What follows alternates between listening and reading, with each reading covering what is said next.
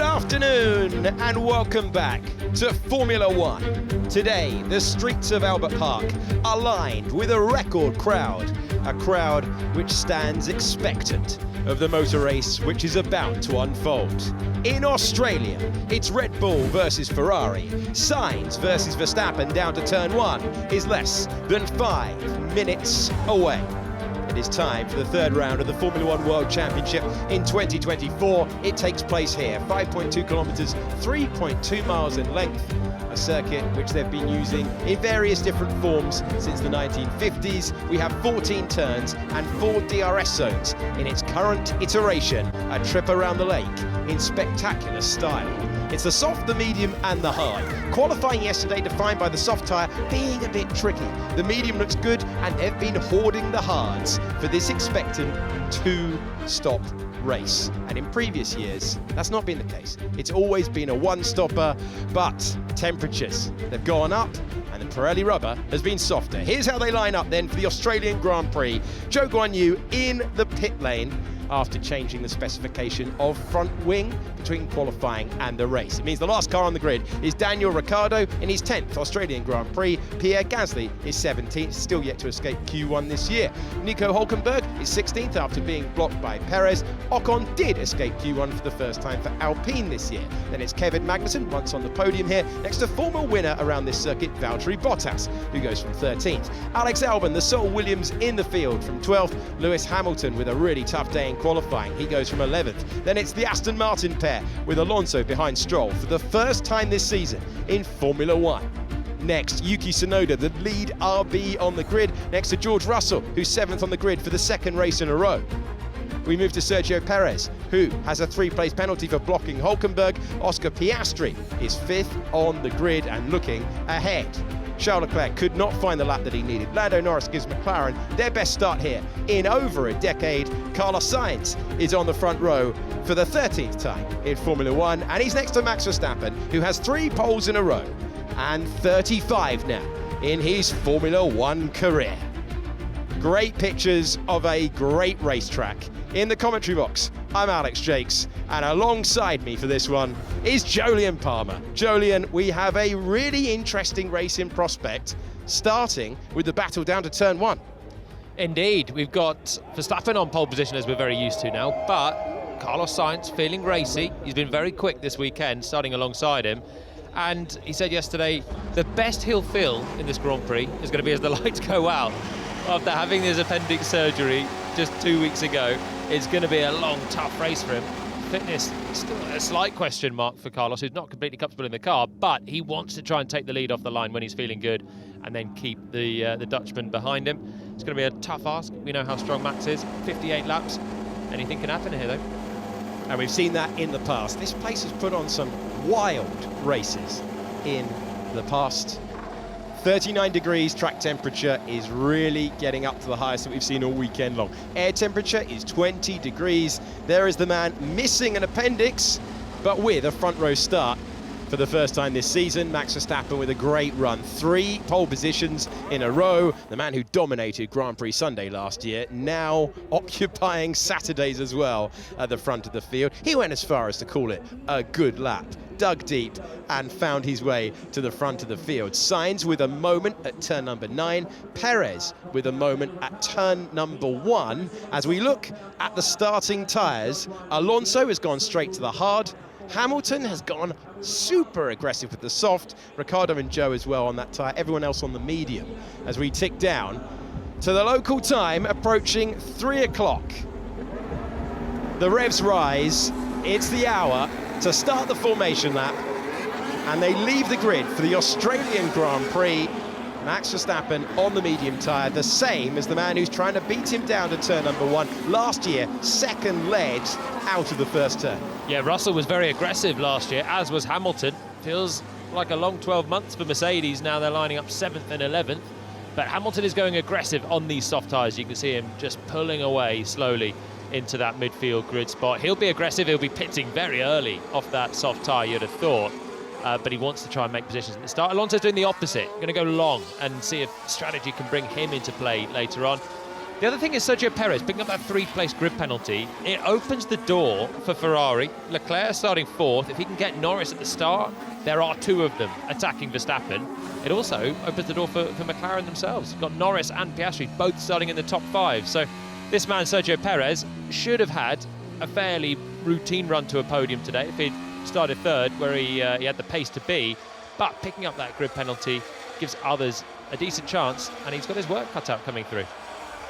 A wonderful sight and a record attendance at the Australian Grand Prix. This is now a 3.2-mile circuit. There are 14 corners and 4, count them, 4 DRS zones, including this wonderful direction change where it's all flat to the floor and a great overtaking opportunity into 9 and 10.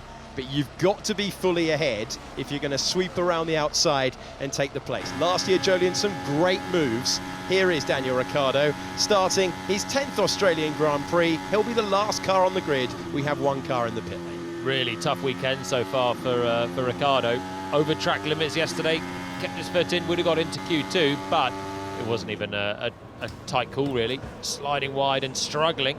And that's the cut to Liam Lawson, who's waiting in the wings still. We saw what he did last year. Ricciardo has to have a good race here in front of a home crowd. Not particularly subtle, that. You're always a few races from being under pressure in Formula One. This time last year, the man from Melbourne, Oscar Piastri, scoring his first points. His teammate occupies the place that he wants, 3rd by the end of the race. Nervy moments down in the garages. Their work is done. It's all in the hands of the drivers now. It's a difficult start. It's quite a quick turn 1, but it pinches at the apex. It's very easy to snag a front wing or tip someone wide into a spin or into the grass. It's going to be tricky for the drivers to keep it clean, particularly in that midfield.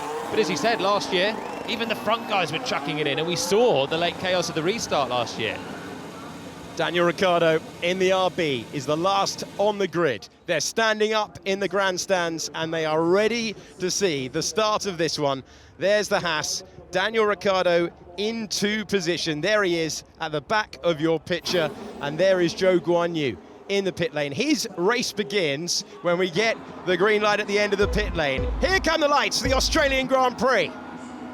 And Formula One is underway in Melbourne. Good reaction time at the front of the field for Carlos Sainz, but his path is blocked by Max Verstappen, who has the lead. Norris maintains 3rd, Verstappen, Sainz, and then it is Lando Norris. A clean route through for all of those in the field. It'll be 19 now that Zhou Guanyu joins the race. It's Verstappen with the getaway that he needed. Then it's Sainz, Norris, Leclerc stayed ahead of Piastri. It's getting very, very tight between Perez and George Russell, and it's Russell who finds his way to hang on to the place. He moves up to 6th position, Perez down to 7th. It's as you were ahead. Yeah, that's our highest position change there as Russell swept around. Perez had the place into the first couple of corners, but Russell then coming through, and that gives Perez even more of a headache trying to make it through for a chance for a podium. So Checo with a lot of work to do now.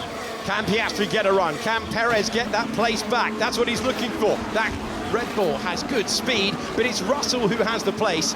And for the 2nd year in a row, he's gained a position at the start. That's what he wanted to see. Perez knows he's got to try and come back. We're heading to turn number 11 now, one of the best places to overtake.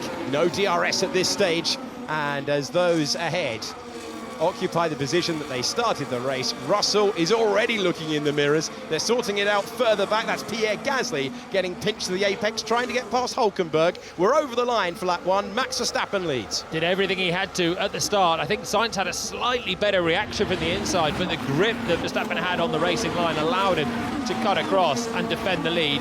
That's the perfect place to be as you cover the inside. It's very tricky to go around the outside at the first corner, particularly when the man in front has clean air to break and choose his line as well. Okay, DRS is now enabled, and that is a waft of a thought, of a look for the green Aston Martin of Stroll.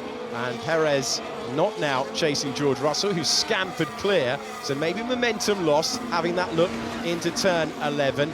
How close can Sainz get with DRS with the best chance? Here we go, we join it. The best chance to get past his old teammate. These two started life in Formula One together at Toro Rosso, and they're about to go wheel to wheel. You're watching a Ferrari take the lead of the Grand Prix. Carlos Sainz, first opportunity offered up, first opportunity taken, and the man who didn't race in the last round leads in round 3. Well, there we go. The Ferrari race pace has looked better this weekend, and Sainz straight away sweeps around to take the lead. Nothing that Verstappen could do to hold on to that. He exited that turn 6 so close to Verstappen. I wonder if Max made a slight mistake in there somewhere, because Carlos, to the roar of the crowd, is going to come through and lead at the end of lap 2, but Verstappen now has the DRS. Verstappen with a chance to respond, but for the first time this year, the Red Bull driver did not break that second clear. He wasn't able to do so. You don't just get one, you don't just get two, you get 4 DRS zones here. I just lost the car.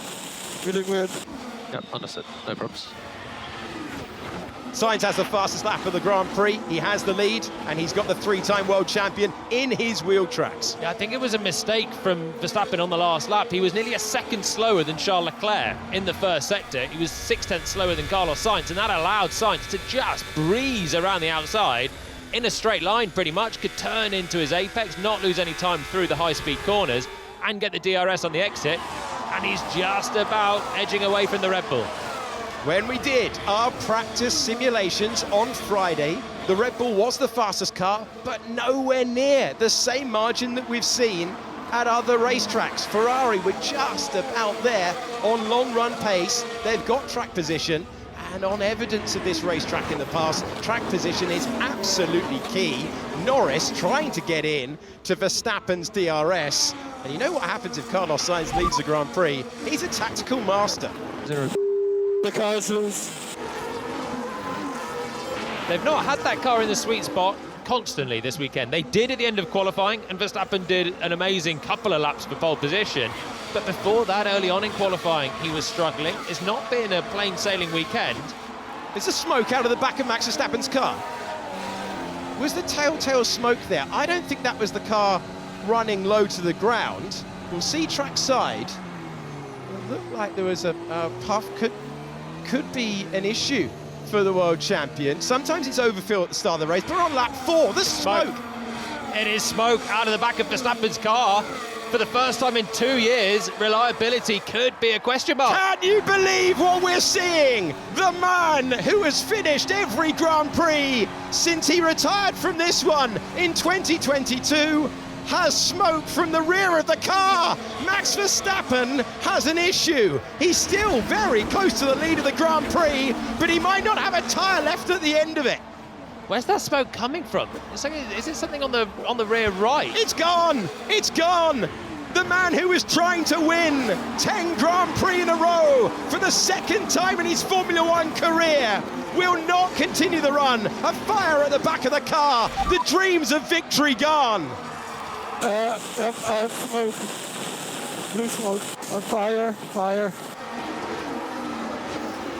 He has had Formula One set to easy, week in, week out, but he will not see the flag. He's retiring from the Australian Grand Prix, and in Melbourne, it's game on to win the Australian Grand Prix. It is now wide open as Verstappen is still trundling around and comes into the pits. Who's going to win this one then? Sainz with 2 seconds ahead of Norris. Then you've got Charles Leclerc. There's echoes of Singapore with these guys at the front once again. His rear right brake on fire as he comes to the pit lane. Can they put it out? The fire marshal immediately going to work. Verstappen's 9 Grand Prix victories in a row. Under serious threat here. Can he continue? So it didn't look like it was coming from the engine, from the power unit, the smoke, and you can see the right rear is absolutely burnt. I wonder if that's why he was having such a loose rear end as well. Just the temperature's soaring, and he climbs out of the car. It's all over for Verstappen. 43 races, one of the longest finishing streaks in Formula One history, is over. Max Verstappen retires from the Australian Grand Prix on lap 5. Carlos Sainz is chasing his 3rd Grand Prix victory. Lando Norris is chasing his maiden Grand Prix victory. Charles Leclerc hasn't won in 2 years. Oscar Piastri wants to send the crowd wild, and I cannot underline this enough. This is super wide open. The McLarens and the Ferraris, on the evidence of the long run pace in practice, were very evenly matched. A huge shock, a huge surprise. For the first time since Singapore last year, it will not be Max Verstappen's day in Formula One. He's been so relentlessly strong from the driving point of view. He has been again this weekend, but the car has not been bulletproof for the first time in 2 years. It's a retirement for Verstappen, and Sainz now has a golden opportunity. How big is that penalty that Perez got in qualifying now? The second Red Bull down in 6th, lost the position to Russell at the start. That's quite important as well, because there's 3 seconds between Piastri and Perez. Daniel Ricciardo came into the pits. He has swapped his tyres. They will all need to do that. You must run 2 compounds in a Grand Prix. This is a fascinating situation now, because it is Ferrari versus McLaren. You have the Scarlet Ferraris, the Papaya McLarens, but they've both got 2 cars in the fight, Jolien, and that is so unusual. You can't man-mark each team. The driver's going to make the difference. The team pit stops are going to be hugely pressurised, and the atmosphere around Albert Park every single time Oscar Piastri goes past is phenomenal. Well, he is right in the podium hunt here. Norris second, Leclerc sliding in 3rd position, and then Piastri in 4th. Norris is having to absorb quite a lot of pressure at this stage, but he's not falling away from Sainz either. Still 2 seconds separating the top 2. And do not discount Sergio Perez in this race. He is tucked in behind George Russell. He could do with clearing that Mercedes as quickly as possible, but he's going to come through with what we know is going to be a quick Red Bull. The start of the race feels a long time ago now. Max Verstappen got off the line well. They were very well behaved for turns 1 and 2 at Australia. They were indeed, weren't they? It was. This is where Perez loses the place then to Russell. Perez on the inside. Russell sweeps around the outside from a long way back. Checo very cautious, and it's costing him a decent amount of race time now, being stuck behind that Mercedes. Max Verstappen was confused with the moment that allowed Carlos Sainz to take the lead. That's what it meant to the Scuderia. And then moments later, the disc of the brake from our inspection looks intact. It looks like the drum of the brake had an issue, and Max Verstappen retires from the Australian Grand Prix. There you go, there it goes at the end. And the World Championship leader chasing title number 4, the first retirement against all expectations, and his 43 race finishing streak in Formula One comes to a fiery end. That's time for a stop for Lewis Hamilton, who went for the soft tyres. That gives you a launch off the line. He might have been hoping for a safety car intervention, bunch the field up, maybe have a slightly cheaper pit stop, but it's flat out if you are out front. Sainz, Norris, Leclerc and Piastri. Very, very reminiscent of the opportunity that the other teams got back Spain in 2016. That day the Mercedes collided with each other, and the cars behind knew they had a great opportunity. Charles Leclerc had a chance. He was in the wrong part of the racetrack, down into turn 9, had the momentum, no room. Yeah, didn't need to be having a bit of a late look into turn 9, because you're just never going to throw a lunge there. If you're side by side into the corner, you got half a chance, but that's left him under a bit of pressure with Oscar Piastri behind. It compromises run through those high-speed corners. He should just stay within DRS range of Norris. If he pulls another 10th back, Piastri will have him. You can see the discarded bit of Verstappen's brake there on the right rear. George Russell's been called to the pits. The fastest lap of the race belongs to Carlos Sainz. We'll also keep you updated with the man who's now in 5th. Sergio Perez finds himself still with an opportunity in this Grand Prix. He's 8.2 seconds away from the lead. That's the second Mercedes serviced back into the race with a 2.5 second stop. Okay, so that's quite early for both Mercedes. That was off a medium tyre for Russell as well. That unleashes Perez. And we've got this 3-car battle for second place. Norris now is dropping away from Sainz, who's done the fastest lap. 3/10 the difference between Sainz and Norris. Not again. For the 3rd race in a row, Sauber have had a disastrously slow pit stop. Bottas in Bahrain, Zhou in Jeddah, Bottas again in Australia. And that team, they're allergic to pit stops in 2024. Consistent problem. And that's a team that in various iterations has been competing at the highest level of motor racing since 1993. Let's open the gap now then to go long. Tire feels very good to me. Okay. He's a strategist from the cockpit, isn't he, Carlos? We've seen that time and time again. He's a brilliant racer as Leclerc comes in and Piastri comes in.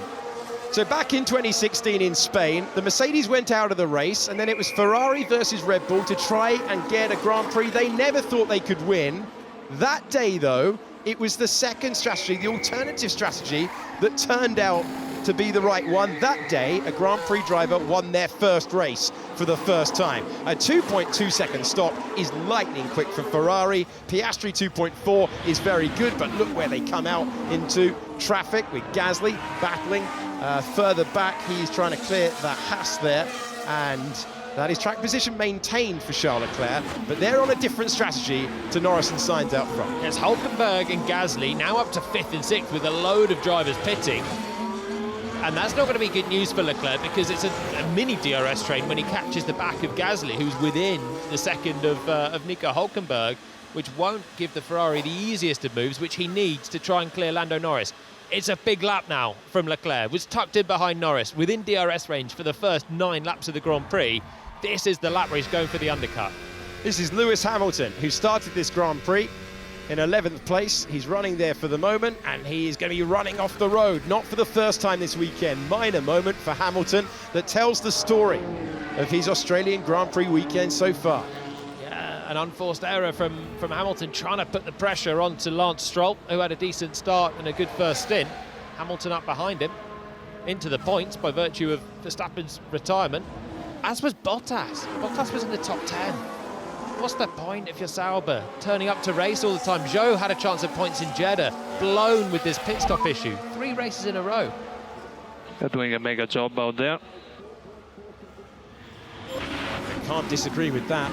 Carlos Sainz. The last time Verstappen didn't win a Grand Prix, the man on the top step, your current race leader, Carlos Sainz, who won in Singapore.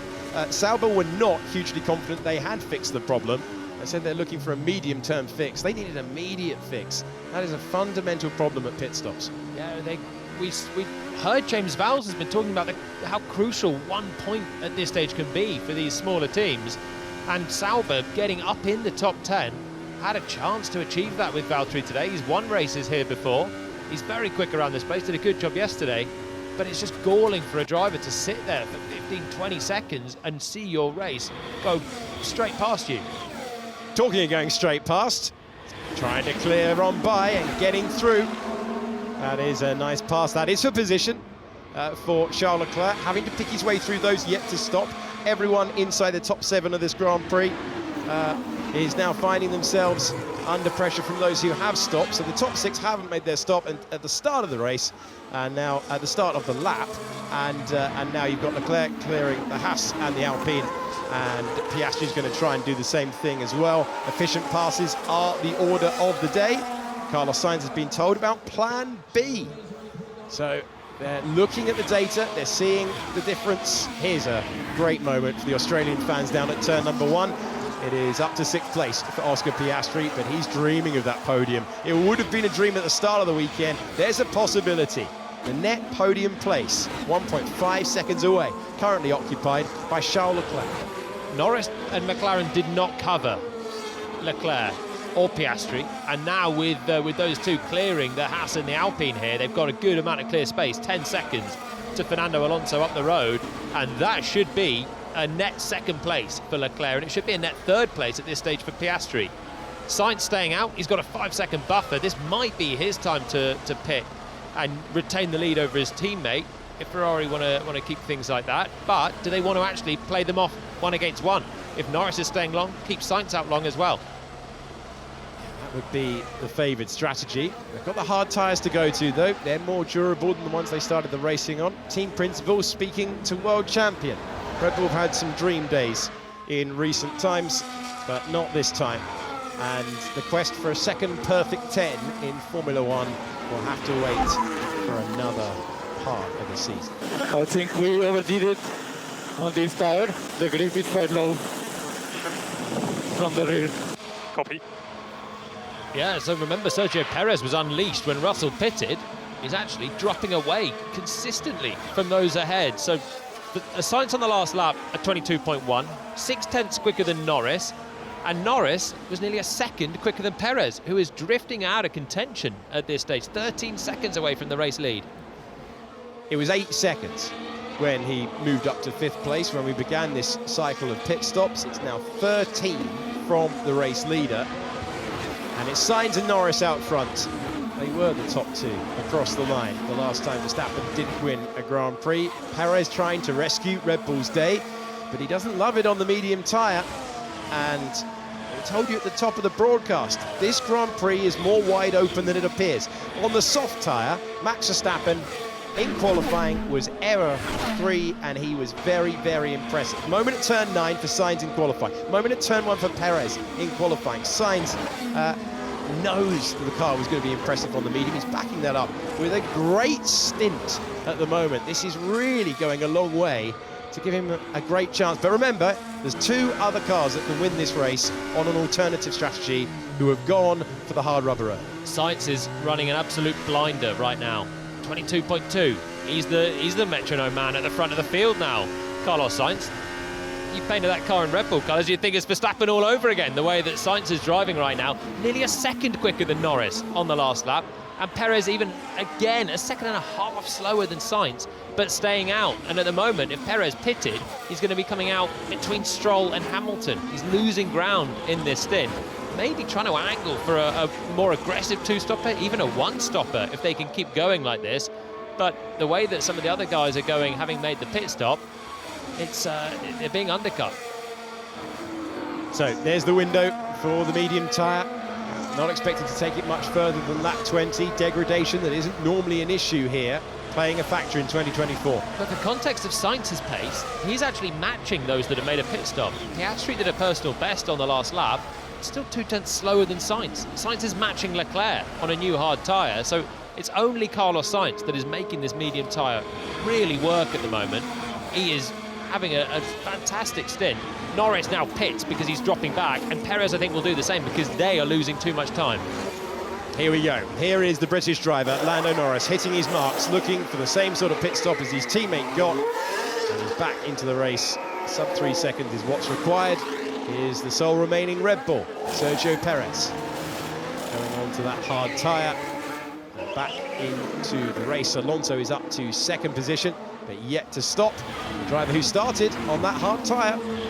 And where does Perez slot out? Behind Lance Stroll, he's got Lewis Hamilton turning up as well. Hamilton with the tyres in the temperature window, but that gap was always going to disappear, and it does so. Red Bull versus Mercedes. Hamilton running his own race, looking to get by, but Perez holds the inside line. What's it like when they rotate the car through 3? It's the position gained, and now the tyres up to where you need them if you're the Mexican driver, and he is ahead of Lewis Hamilton. Yeah, important that Perez kept Hamilton behind. You saw how he struggled to pass Russell at the start of the race. Didn't need another Mercedes to have to pass. They were so close there. I thought that was going to be a snag of a front wing for Hamilton, who must have had millimetres between himself and the back end of the Red Bull. But Perez does enough, and now he can think about closing in the gap to Lance Stroll. Hamilton with DRS, but he's not going to be close enough into turn 9, and he's not going to be close enough into 11. Perez tyres up to temperature, and he can set off to the cars ahead of him. And there is still Hülkenberg and Gasly backing into the rest of them going long. If you're waking up, if you're staying up, if you're just switching on your TV or pressing play, great to have your company. The story of the race so far, a clean start off the line for Max Verstappen. He was passed by Carlos Sainz, he retired and found himself out of the race. He's our only retirement so far. Okay, copy. That's Hamilton reflecting on the Red Bull.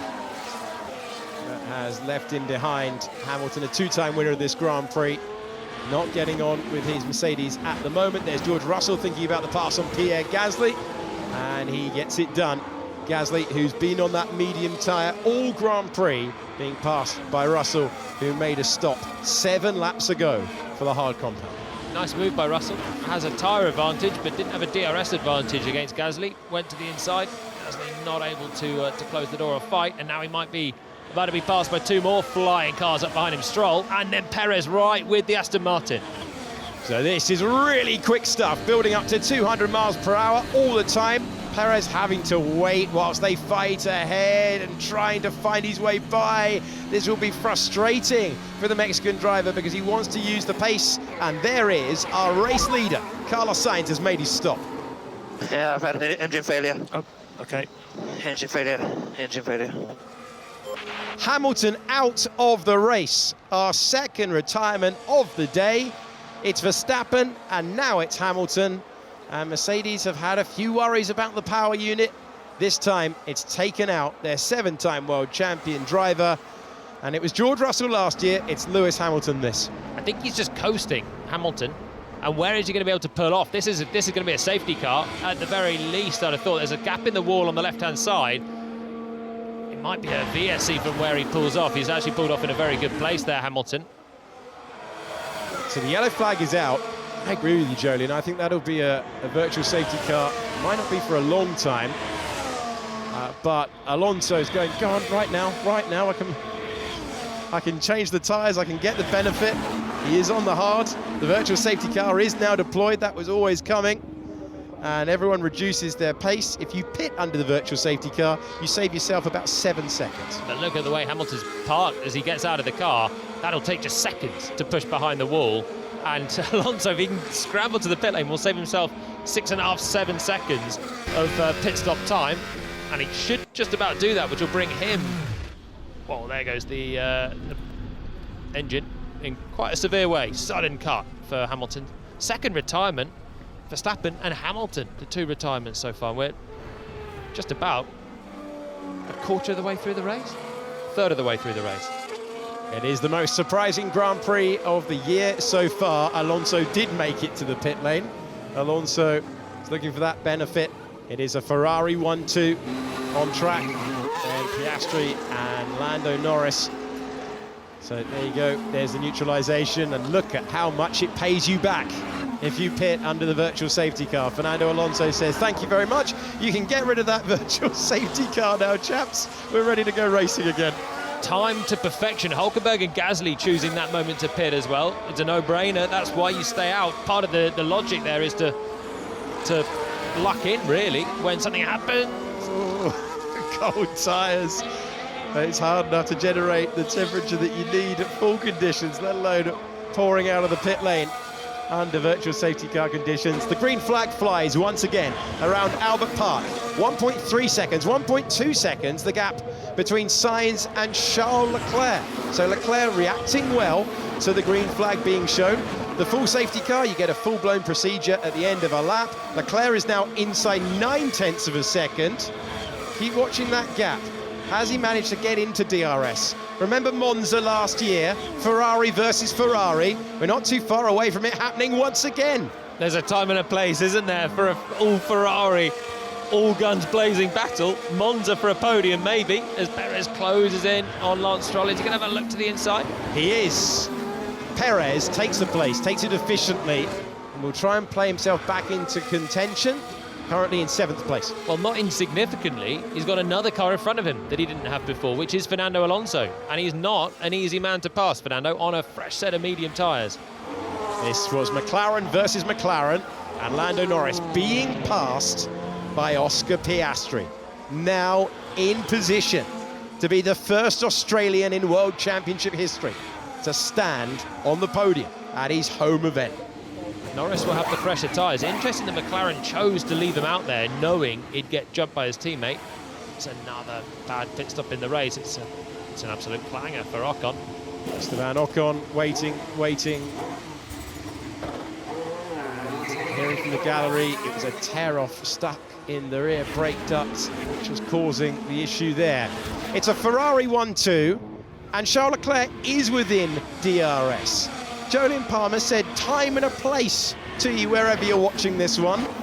The Ferraris put on a real show back in Monza, but that wasn't for the win. There is a victory on the line here, and if they allow them to race, well, we could get fireworks, and you'll know if they make contact out front, because the cheer would be enormous. Did you find anything or not? Yes, we did. There was a tear off in the duct. I wonder if that was the cause of Verstappen's retirement. Something as simple as that, in the early stages of a race, the opening laps, he was out front, so he wouldn't have had too much in his way. When you're in the pack, normally you get all sorts of overfill oil and stuff that you end up going through the tear-offs quickly. I wonder if that, the same reason as Ocon had, I wonder if that was the cause for a very unusual retirement for Verstappen, overheating brakes. Verstappen, who is now conducting his media duties, heading to the pen whilst we focus on the Ferraris first and second, and Charles Leclerc's dropped back a little bit now. He wants that win. Leclerc hasn't won since Austria 2022. Carlos Sainz looking for another victory. It was spectacular stuff in Singapore.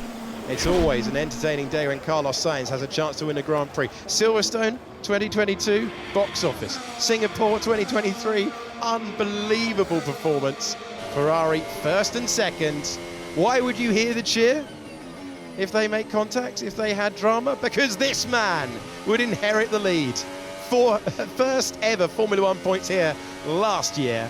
Oscar Piastri on for that podium, but a long way to go. It's lap 20 of 58. We've had lots of action so far. More coming your way in a few moments' time. The Red Bull has the pace to get past the Mercedes. Perez waiting for the chance to prove it and improve up to 6th.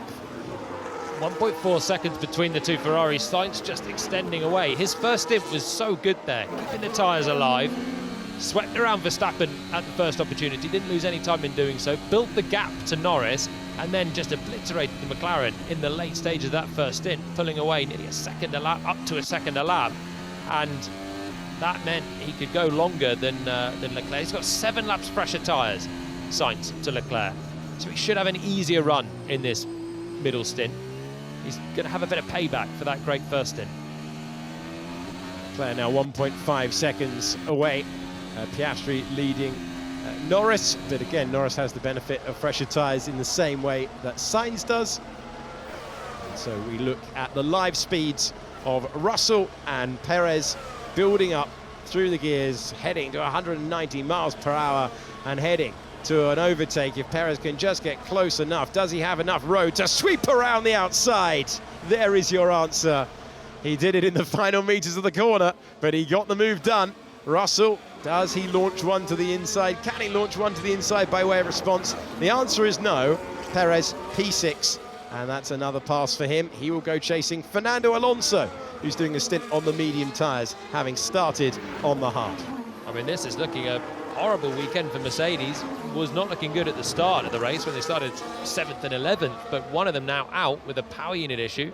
The other one back to 7th, even though we've lost the race leader, the championship leader from the race, Verstappen. He's got Lance Stroll just 3 seconds back as well, so not at all impressive from Mercedes this weekend.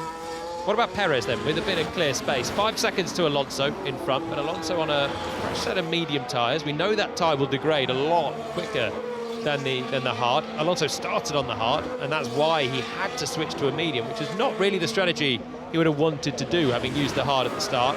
But when you can pit under the virtual safety car, it was just too tempting to come in and bolt on the higher deg tyre. It's lap 22 of 58. Here's George Russell. Car's like a rocket ship. Yeah, he saw that. Both Mercedes drivers looking with envy at the package that Red Bull have underneath and that rocket ship that was mentioned there last year when Red Bull had such a speed advantage with DRS, with straight line speed. And everyone in Formula One has spent time catching up to that, getting the rear wing specification, getting the update so you have efficiency in a straight line, that powerful DRS that we've seen. And we're looking on Zac Efron, watching from the garage. It's a Ferrari 1-2. And since 2020, Ferrari have just the 1-1-2 in Formula One. That was Bahrain 2022. That is the position they're occupying at the moment. Charles Leclerc knows that he just has to keep his teammate in sight, but his teammate's got the strategic option. He's got the fresher tyres. He's got the race lead. Leclerc will just stay in the race and hope that there's circumstances to allow him to fight back. There's only 6.6 seconds between first and fourth still. There's Piastri coming into shot into the sweepers, and just behind him is Norris 2 seconds back. That's why Ferrari can't afford to go all guns blazing against each other right now. They don't want to take time out of each other. They don't want to hurt each other's tyre life as well for the next stop. Trying to go to the end, depends on whatever the strategy or the safety cars, even a red flag might throw up. They're in the pound seat right now, 2 seconds between them. Sainz also has the fresher tyres. Let's not kid ourselves, he's actually been really quick this weekend as well. He was quicker than Leclerc yesterday. He's been very good in this car from the moment it hit the track in Bahrain testing. And he's showing it again. Remember how he's only done one Grand Prix this year. He got driver of the day for a podium in Bahrain. This is not a fluke from Sainz. He's on it this season. With a point to prove, having been turfed out of the team for 2025. The Haas's were swapping positions on track, and you saw that a few moments ago. Hulkenberg on 5-lap-old medium tyres. Magnussen has been on his hard tyres for 16 laps. That is the look of Max Verstappen heading out of the back of the garage. Complete his media work, and he is rendered a spectator as Perez will try and close down that championship advantage that he has. 51 points at the start of the day. Perez has finished second in both of the Grand Prix that we've had so far, down there in 6th place, but will be trying to quickly scythe into Fernando Alonso's advantage, and he's definitely got the pace to do that. A 1:21.8 for Perez on the hard tyre, a 1:22.4 last lap for Fernando Alonso on the medium.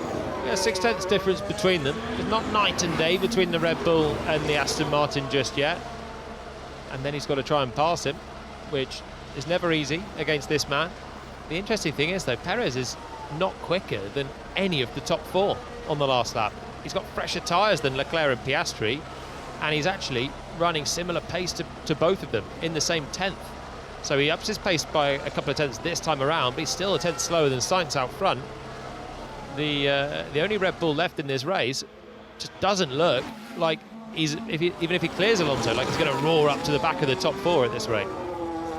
Well, the driver who finished second in the opening 2 races of the year turned that form around after one podium in the final 8 Grand Prix of 2023, but would have been hoping to be in a position to pick up the pieces if something did happen to Max Verstappen. And 5 of his 6 victories in Formula 1 have come at temporary or street circuits, but for the moment he is trying to break into the top 5 with a pace advantage of Fernando Alonso. Last time around, Carlos Sainz was 0.4 of a second quicker than his teammate Charles Leclerc. Leclerc and Piastri on similar pace. The question then becomes, what do the McLarens do? Because Lando Norris 0.3 of a second quicker last time around than his teammate who occupies 3rd place. There's one Williams in the race. James Vowles had a choice whether it would be Logan Sargent or whether it would be Alexander Albon. It's Alex Albon who has run that hard tyre for 18 laps of the Grand Prix and is coming under pressure now from Hulkenberg. And Johnny, we were discussing this pre-race. Hulkenberg has a ludicrously good record here in Australia. He loves a points finish in this part of the world. In the last 3 races that he's competed here, he's been inside the top 7. Any points today would be great news for Haas, and that's what he's trying to secure right now. He's got 4 DRS zones around the circuit. He's within a second of the car in front. Albon will be trying to get some of that famed defensive driving out of the locker. Yeah, he's also not an easy man to pass. He secures so many points finishes by getting into the top 10 and never giving the places up. Hulkenberg's on much fresher tyres. Remember, he too pitted under the VSC, so he had a much shorter pit stop loss, which has brought him into contention here for the top 10. That's why Magnussen gave him the place. More team orders at Haas and Magnussen on the receiving end of them. Hulkenberg benefiting. He's got to try and clear Albon. His medium tyres will go away quicker than Albon's hards. Last time around, Charles Leclerc, a 1:21.9. Oscar Piastri, a 1:21.5. Leclerc, I'm hearing on the radio, reporting that he's not happy again, like with qualifying, with the balance of the car. Can Piastri keep getting closer? Piastri's going to have to move forward here because he's coming under pressure from Lando Norris. 1.3 seconds away now. Will there be an order at McLaren? I think there's going to have to be for McLaren. because Norris is on a different strategy. They sacrificed his place early on to give him 5 laps fresher tyres over his teammate. He lost 2 positions, not only to Piastri, but also Leclerc. And he's roaring up to the back of Piastri, and then he might have the pace to go and catch and chase Leclerc back for the second place he was in earlier on. We're joining this battle because Sergio Perez, if he can stay within DRS of Fernando Alonso, is going to get a great opportunity now. Coming out of turn number 6, it's all flat to the floor now until we get to turn 9. And we know that in the final stages of this run, that Fernando Alonso will not have the speed of Perez. In fact, Alonso darting out of the way, doesn't want to get mixed up in the Mexican driver's race, and now that is 5th position for Perez, who has a bit of clear air. He's going to try and do something about the 4 in front of him. He is currently 19 seconds away from the Grand Prix lead, held by Carlos Sainz, like it has been from the early stages of the Grand Prix. Yeah, it's pretty much a full pit stop between Sainz and Perez, so this race has not worked out well for Checo at the moment. Up into 5th, at least now he's got some clear space. 12 seconds to Norris to try and catch, and we can see what that Red Bull can do in clear air. Norris 1 second away from Piastri now. He is, and he's very nearly within DRS. This is the pass as it looked on board. Building up to 190 miles per hour here, and Fernando Alonso continued on his racing line, knew what was going to happen, and Perez, as he did last year, taking drivers for fun at that part of the racetrack. That's the sound of a V6 turbocharged Ferrari engine powering Carlos Sainz, who is making his way through 9 and 10. Norris now inside of that second, and the dreams of an Australian on the podium at their home race about to come under threat from the driver that we're on board with on the left-hand side of your picture. Norris trying to score his 14th podium in Formula One today, the most of anyone in championship history without a win to their name. We've seen team orders from these two quite a lot, usually in favour of Norris last season. He's tended to have the better race pace. Piastri's been working on that over the winter, trying to up his degradation game, keep those tyres alive for longer, and it looks like it's working so far with a very good start of the season. But there we go, there's the call. This is not going to be popular amongst the Aussies, but he's going to pull over and Norris will sweep through for 3rd. Piastri playing the team game. Norris was always going to have this advantage, having had fresher tyres. McLaren set off a barrel load of controversy here in 1998 with team orders, and all these years later they're swapping the positions. It's been a weekend in Formula One to show you how hard-headed this sport can be. Logan Sargent didn't crash the car, but Logan Sargent didn't take the lights. Alex Albon did. The team, no matter where we're racing, no matter who's involved, will always prioritise the driver with the best chance. And Norris is on tyres that are 5 laps younger than Oscar Piastri. Therefore, when you hear that Charles Leclerc is not happy with the balance, that's why they've reversed the positions. They've given Norris a chance of P2 in the race. Yeah, it's all with the aim of getting back towards Charles Leclerc. 6 seconds between the two Ferraris. Sainz, perfect so far today, doing everything right, just extending that advantage on his set of fresher tyres, having done the longer first stint. And Leclerc not having the easiest of times, but his pace a second away from his teammate on the last lap. 6/10 slower than Norris, now that Norris has cleared Piastri, so Lato's got to try and get back for 2nd place now. So, trying to regroup. Interesting to see what McLaren can do in the next stages of the race. These tyres, these hard tyres, more durable than the mediums, that the majority of the field started on. Hulkenberg on the medium now. Alonso started on the hard, forced to run the medium as well in the race. A race where the main headline is that Max Verstappen was the first retirement. Okay, Lando, I know you are, but we want to try and get up behind the clutch. No response. He knows the task. He knows the job. Daniel Ricciardo into the pit lane to take on those hard tyres. And he has gone for that set. Alexander Albon has recently made a stop as well. And he gets past Ricciardo. He's up to 14th, won't be the only one. And the Australian driver, who has provided so many of the fans around this circuit with magical moments across his Formula One career, is having a tough weekend. Said he was really happy with his lap yesterday.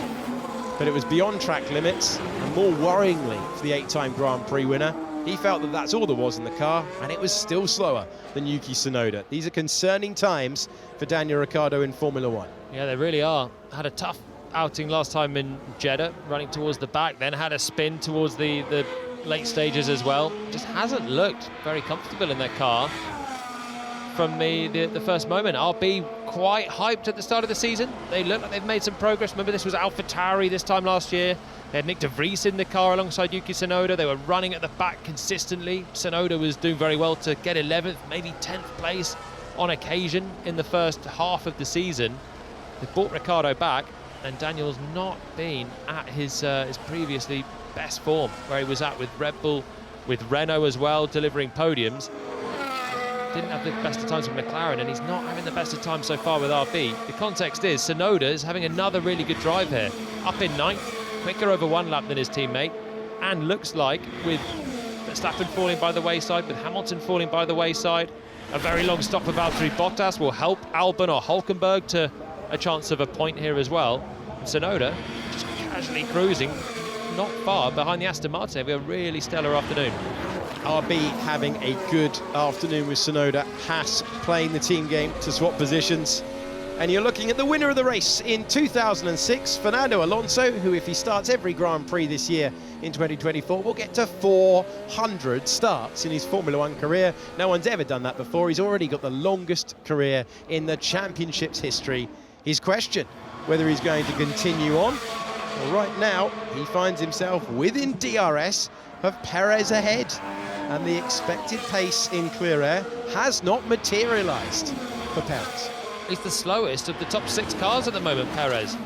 He's got fresher set of hard tyres than some of those ahead. Alonso on the unfavoured medium. And Perez is just not able to turn the screw and get closer to the top 4. He's dropping away from Piastri, who's given up place to Norris. He's half a second slower than Norris on the last lap.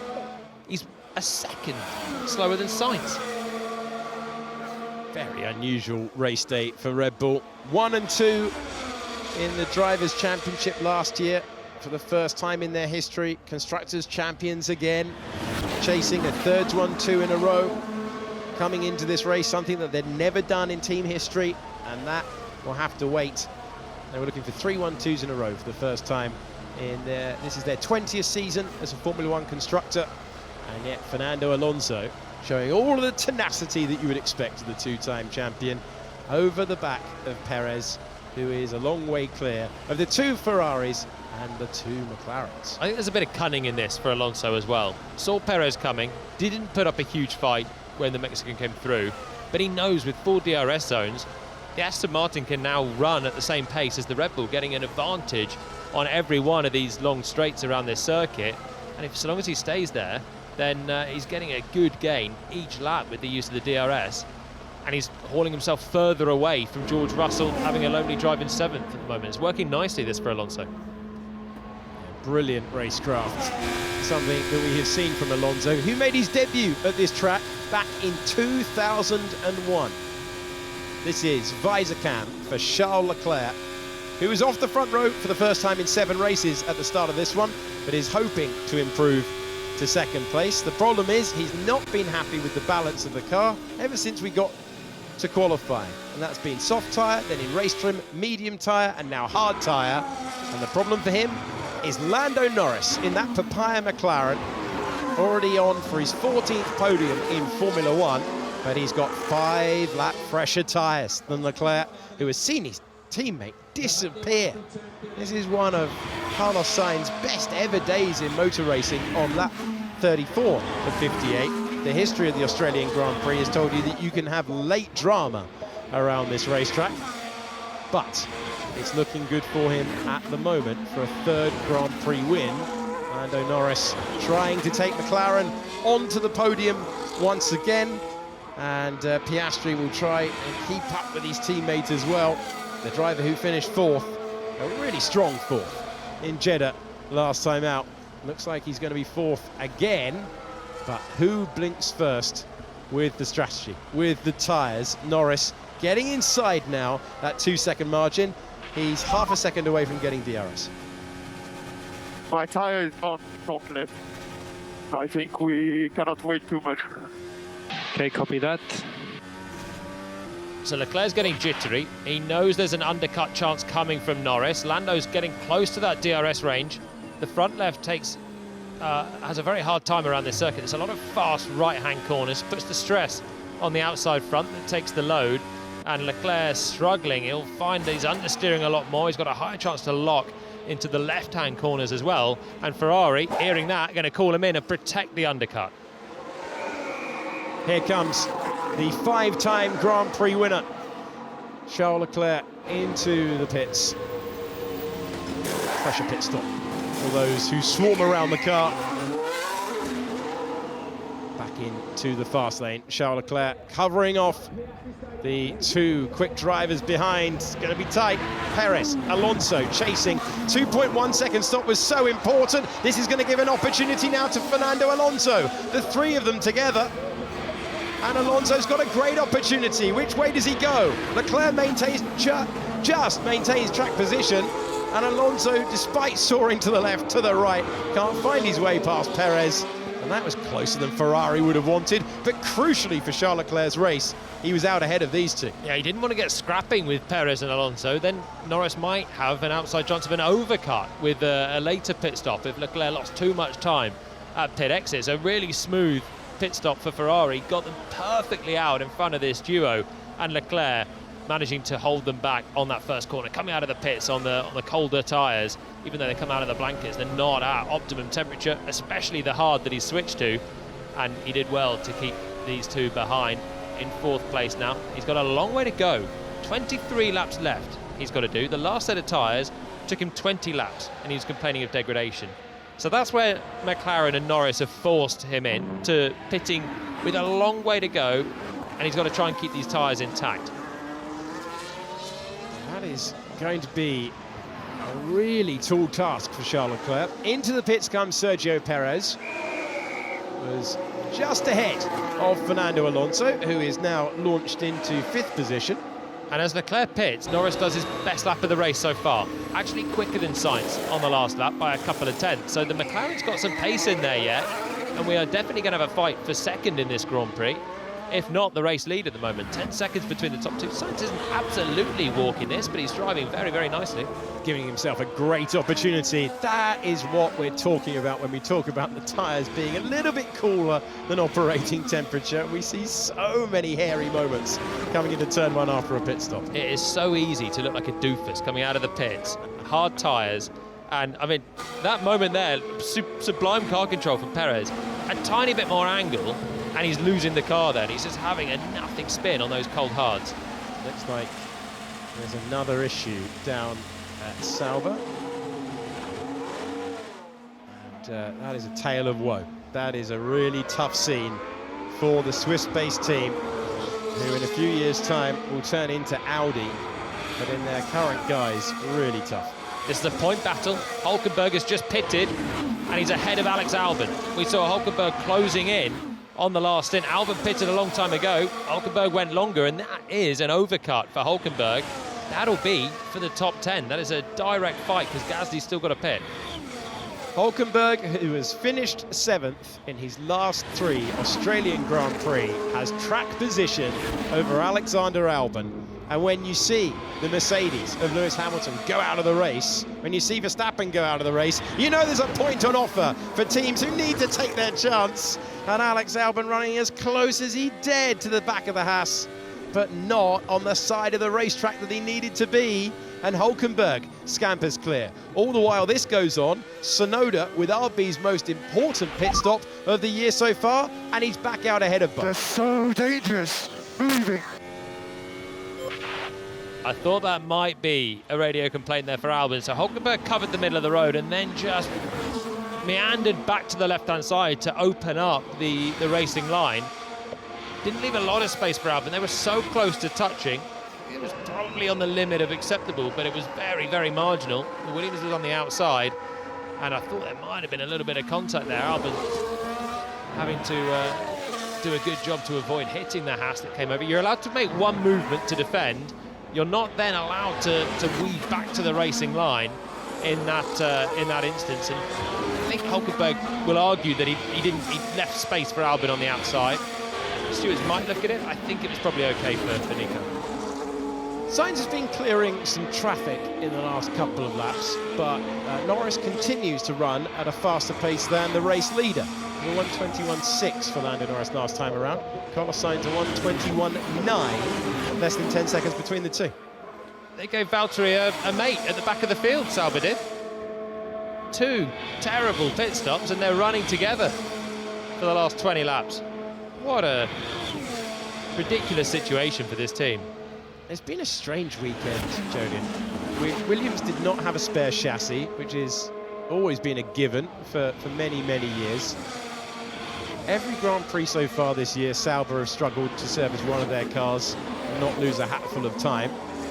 And Sauber need a fix to that problem.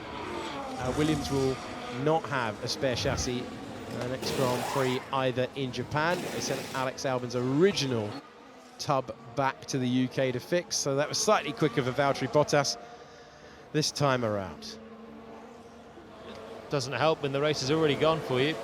He should have been in that fight with Hulkenberg, with Albon, and had a chance of a point today, Valtteri.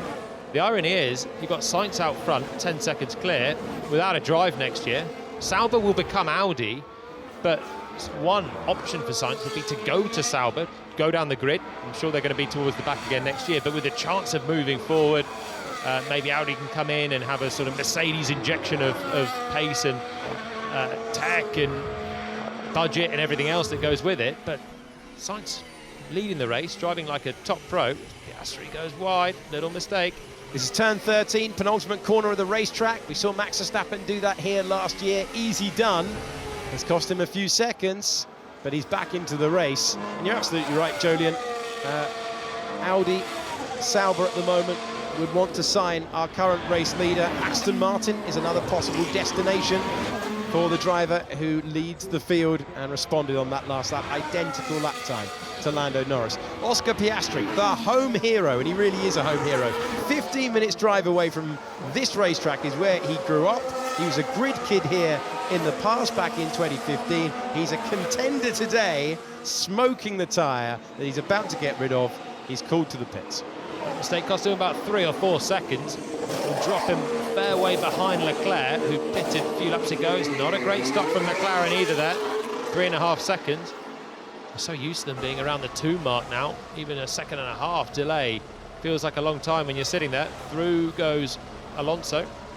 So Alonso goes through. You're watching Russell on the left-hand side, but Russell has run for 31 laps on that hard tyre. And Alonso in 4th, Piastri in 5th, Russell in 6th position. And you can see the gap between 2nd and 3rd. Lando Norris currently coming out behind Charles Leclerc, but he's going to be in exactly the same position of having the rubber advantage towards the end of this Grand Prix. Yeah, Alonso will have to pit as well from 5th, so will Russell. Should fall them back behind Perez.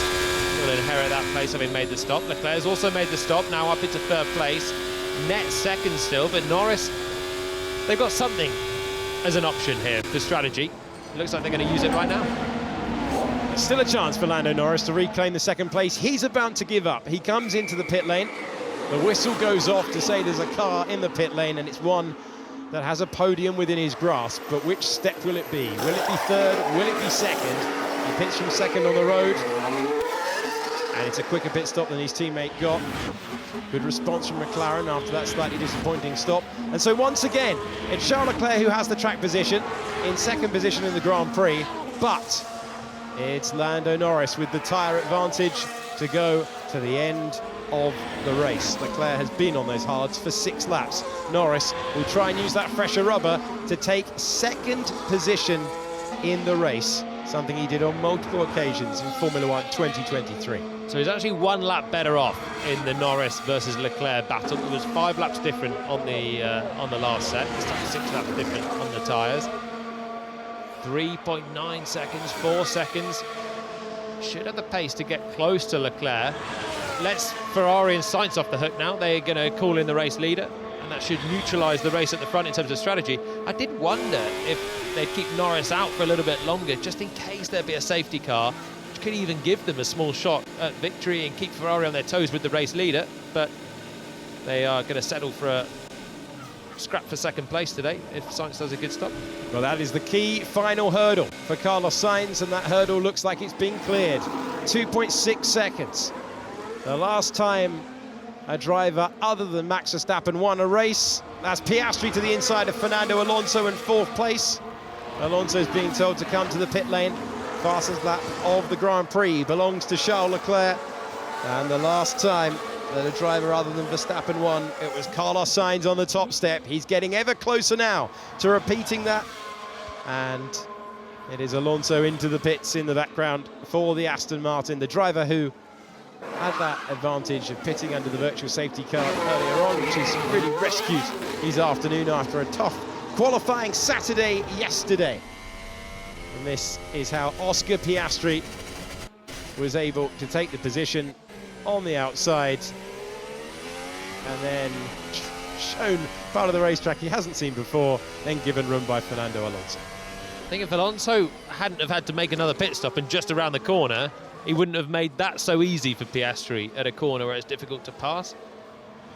This is Pierre Gasly and Yuki Tsunoda on board with the Japanese driver in his 4th season of Formula One. Dive bomb move and taking the place away from his old teammate and good friend. Yeah, nice pass from Tsunoda.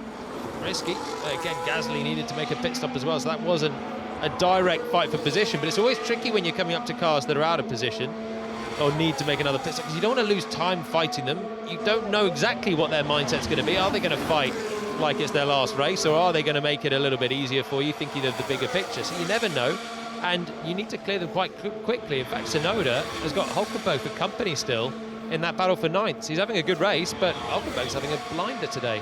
Just out of the points, these two. Kevin Magnussen thinking about the move to the inside, and there wasn't a lot of space between Haas and Williams. One Haas in 10th, one Haas in 12th, but nearly a huge moment. My word. My word. That was step back from the TV. You go around the outside there on the evidence of previous years. That was mighty close. Well, we know from Jeddah that Kevin Magnussen doesn't know what the typical overtaking places are. He went off the road to pass Tsunoda in a place that I don't think I've seen another move in Formula One at turn 4 in Jeddah. Got penalised for it, but it almost worked. And that was cover your eyes stuff there for Magnussen as Albon turned in from the outside. 11th place, still important for these guys. It's going to be no points, but with 15 laps to go, we've had 2 retirements so far. We've had some slow pit stops. You never know. You've got to be close to the points to capitalise if anything happens to those ahead. Haas having really good race pace today. Magnussen needs to try and clear Albon. That'll help give his teammate a bit more breathing space as well. 2 Haas's, one in the points, one just outside. I want to see a replay of that, because that looked heart-in-mouth stuff the last time. It looks like he's a little bit too far back, but who knows with Kevin Magnussen. Your former teammate in Formula One. He pulled some of those on me when we were teammates as well. He's a racer through and through. Oh, he's thinking about it from miles back. He is all over the back of the Williams. This commentary box isn't big enough for how far back we're having to jump. Keep it on board with him. I want to see some more. Never thought that was going to be a lunge, but in he sent it. Absolutely breathtaking stuff from Magnussen. There's Hulkenberg. These are the points, 9th and 10th going through shot. Magnussen with DRS. He wants to get involved in this scrap. Hulkenberg is not far behind Tsunoda. Magnussen might have a chance to get back to his teammate, and that's the other reason he needs to clear Albon, not only to be in 11th and capitalise if things go wrong, but to join the party in the top 10. And he is prepared to send it. Well, he knows he's racing against a driver who cannot afford to have an accident. James Vowles is having one of those stressful weeks that you have when you're a team principal in Formula One. Yeah, you've got 1 car left. You hope to have 2 in 2 weeks' time for the next Grand Prix. And then you're watching this. Magnussen acting like an assassin behind Albon right now. One fragile Williams is going to be in trouble here. It's going to be quick again. It's going to be very fast. This time, around the outside to take the place. Kevin Magnussen gets the move done. It's a really encouraging day for the smallest team in Formula One. The American outfit have their cars 10th and 11th, and Albon, after a stout defence, can offer no more, and Magnussen gets the place done. Can he chase after the battle for what will be the battle for 9th place? Tsunoda, currently P9. There he is into turn 1. Then it's Hülkenberg looking for another point score. Will be his 4th in a row at this event. And Magnussen hoping to make it a 3-car battle for the minor points places in the most dramatic Grand Prix of the year so far. This was Max Verstappen. Oh, there you go. That's the moment that allowed Sainz to close up. That was way back on lap 3. Sainz then got the move done. So the wide moment at 3, the pass made at 9, and then the issue for Verstappen to take him out of the Grand Prix. There was the telltale smoke, and you knew at that point his race was going to be run, and he is retiring from a Grand Prix, was retiring from a Grand Prix for the first time in 43 races. Yeah, brakes exploding as he hit them to try and slow down for the pit lane speed limiter as well. I wonder what would have happened if Max was in this race with the way that Sainz has been going out front. Would Max have just checked out, as we're so used to him? With the way that Perez has been going, it's been pretty mediocre today in the second Red Bull, and this is Sergio Perez that was up on the podium, running pretty plain sailing in the first couple of races as well. Red Bull don't look as comfortable anyway in this one. It's encouraging for everyone else in the field. Could we yet have a battle at this circuit, which is traditionally low degradation? Well, it's been higher degradation than normal, and we've still had a battle. That was George Russell making his stop, coming out in 7th place. He started this Grand Prix. And he's 3.2 seconds away from Fernando Alonso with 4 laps fresher tyres bolted to the car. So Russell doing an enormous stint in the middle of the race there. Out there for ages, hoping for safety car intervention, virtual safety car intervention. New fastest lap of the Grand Prix belongs to Lando Norris, who is keeping his teammate off the podium that so many around this circuit wanted to see at the start of the day. And Piastri with that mistake just before the pit stop, not the quickest of pit stops either for him. The second time of asking for McLaren, drifting away now nearly 10 seconds back from his teammate. So it's Norris v Leclerc for second place. Leclerc's keeping his teammate honest in this stint, 5 seconds back still. Sainz lost a bit of time now. He's trying to stretch the advantage and make it a little bit easier work for the last 10 laps, but it looks like it's been plain sailing for Carlos so far today anyway. Where the Lando Norris, having cleared Pierre Gasly, you lose a little bit of time coming through the back markers, and that's where he's just been, clearing Gasly, Bottas, Zhou and Ocon. Piastri's on the other side of that gaggle as well, so he'll lose another load of time before the next couple of laps. Norris now with a decent amount of clear air. No cars between him and Leclerc or Sainz out front. It's just a straight fight for 11 laps. Can he close in and put pressure on the Ferrari? That was hard on its tyres in that middle stint. Well, here is the driver currently occupying second position. And there you can see, out of the 14th and final corner of this 3.2-mile racetrack, being chased all the way. Lando Norris chasing down Charles Leclerc. We're heading to turns 9 and 10. That's the fast left-right chicane. And we're looking again. Is it close to the wall time? You bet it is. 10 centimetres, miles away. Super close to the wall time declared for Charles Leclerc into turn 9. Stretching the margins at this racetrack. There's a fine line between being super close and a little tap that would see you straight off the road at that high-speed corner, but expertly done by Leclerc, and he upped his own pace on the last lap. He was quicker than Lando Norris, so just extended the margin by a 10th. Pierre Gasly's been given a 5-second penalty for crossing the pit lane line on exit, which you don't really see very often. But we saw it yesterday, Yes. with Pierre Gasly. Bizarre. Does he know the rule? That's it blends out from a solid line to a dotted line. And yeah, as you say, twice yesterday, that's twice across the weekend, that's happened to the French driver. No chance of points anyway for Alpine at this stage in the season. And It's a sloppy one, that one, for Gasly. It's more complicated than usual because it goes from solid white line to a dotted white line, and then we've seen the cars sort of jink to the left to try and open up something of a corner at turn 1. You come out there on cold tyres. It's a pretty hard and fast rule, that one. These are public roads for the rest of the year. They take great pride in the event that they put on here, but you can see the other markings across the road between the cricket pitches and the swimming pools and the football stadiums. A ribbon of tarmac where we have now had 27 Australian Grand Prix, an event that always seems to throw up a moment of motor racing magic, and today that motor racing magic is being provided by Carlos Sainz, who is looking for one of the great comeback stories, having been on the operating table of the second Grand Prix of the year. He's getting ever closer to claiming the largest trophy at the end of the day of the third. Before we get to that point though, fresher tyres for George Russell's Mercedes and Fernando Alonso just 1.1 seconds down the road. These two have had entertaining battles through the years together. Thinking back to Austria a few years ago when it was Williams for George Russell and Alpine for Fernando Alonso. Well, this one is in the points, it's important, and it's for 6th place. And given how tight that midfield is, it's very important in the battle between Aston Martin, Mercedes and McLaren that they are able to take advantage. It's definitely McLaren's day in that 3-team tussle to be best of the rest. Ferrari, a reminder for you, trying to take their first 1-2 in Formula One since Bahrain, opening race of the year in 2022. This is going to be Gasly. Is he sitting too low so he can't see the line particularly well?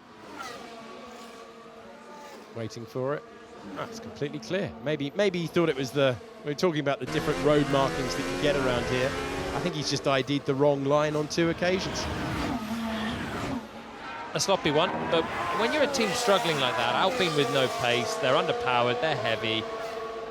For a team that both drivers have won races in that car, the team have won races, they've won championships if you go back long enough, with Fernando Alonso still based out of Enstone. They've been on the podium recently with both drivers, even last year on the podium. But when you're at the back, morale goes down. We've seen slow pit stops for them in this Grand Prix. We've seen them slow pit stops in the start of the season as well. The sharpness is gone from everyone when you know you're not fighting for a point. You need to make sure that they get that back when the car starts improving and there is something to fight for. It's sort of a mentality set that Ocon actually did a great job to get into Q2 yesterday and was on the radio and it sounded like he'd won the race, but at least he's positive and he's encouraging and he's doing the right things. He's had a slow pit stop today because he had that the tear off in the right rear brake duct as well, so more things going wrong for them, but that's out of his control. You've got to stay sharp in the team, and it's so difficult when you don't think you're fighting for anything week on week. Yeah, motivation is going to be a key question at Alpine. A lot of questions of this man at the start of the year. Carlos Sainz expected to renew his contract with Ferrari. He was the only Ferrari driver that won a Grand Prix 1 year ago. Finds out that they've signed someone called Lewis Hamilton. Has to take it on the chin, has to stand at the car launch wearing the Ferrari blazer and answer nothing but questions about how he feels about it. Kept a great dignity. He doesn't know where he's driving next year, but there's an opportunity for another team in Formula One to sign a driver up who's in the form of his life right now. This is the best drive I've ever seen from Sainz. I'm a big fan of his racecraft, and I've said it before. We've seen him do some spectacular races. I mean, Singapore was just brilliant last year, but in terms of actually just looking like an absolute front runner, consummate, the pace, the strategy, the know-how, this is it. He's never looked in doubt from Leclerc, managing the gap now 5 seconds clear. This is Verstappen-esque from Sainz today.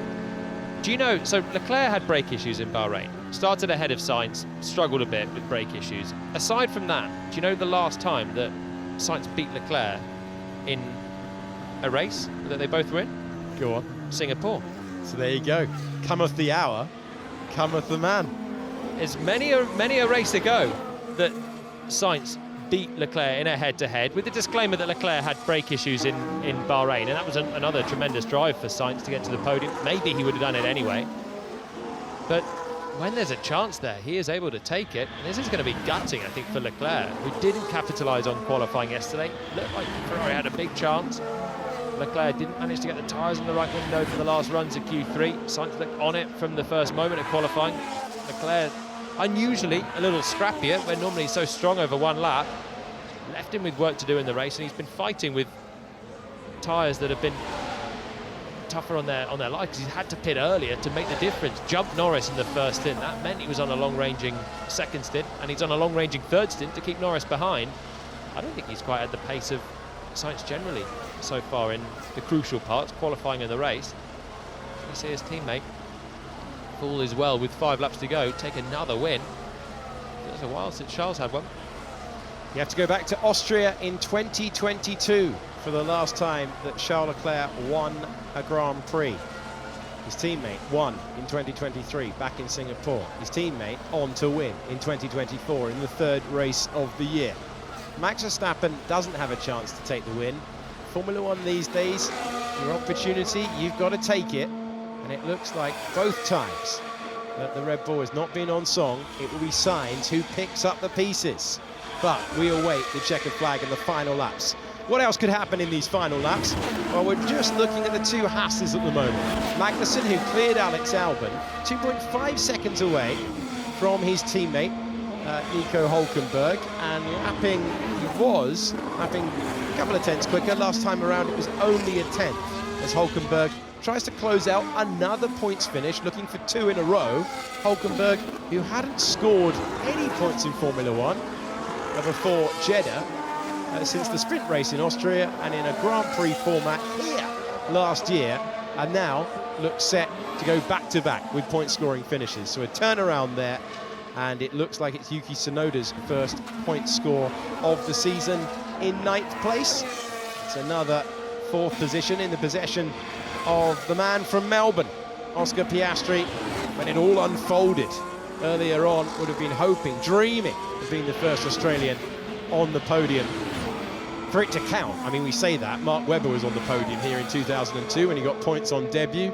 Paul Stoddart, the Minardi team, just went up there and celebrated in front of all the crowd. Daniel Ricciardo was in the crowd that day, said he absolutely loved that moment. Daniel Ricciardo himself, back in 2014, first race of the turbo hybrid era, found himself on the podium but was disqualified from 2nd place, and so it fell to Oscar Piastri. It looks like he's going to fall just short, 11 seconds away from his teammate. His teammate, by the way, Lando Norris, still going quicker than Charles Leclerc, but running out of laps to do anything about it. That might not be true of George Russell, who is within striking distance of Fernando Alonso. Same power unit for both of these cars. It is the green Aston Martin punching a hole in the air for the silver arrow behind. Russell knows no chance at this stage. Can he stay close?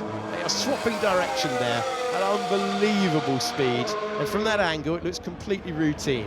And stand at the apex of turn 9. If you ever get the opportunity to put yourself on that bank, you will see some sight and a glorious demonstration of the capability of a modern Formula One car. Russell wants the bonus points. He wants to improve his place here. He wants to get up to 6th place, and there's 0.8 of a second between the two of them. It's not going to be easy to make a way through, though. Alonso was quite kind to Piastri earlier on when Oscar came on the inside at turn 12. He will not be kind to George Russell now with just a few laps to go. 4 DRS zones will help Russell. He's got much fresher tyres than Alonso. Turning in slightly earlier there to turn 3, just trying to deter the Mercedes from sticking a nose down the inside.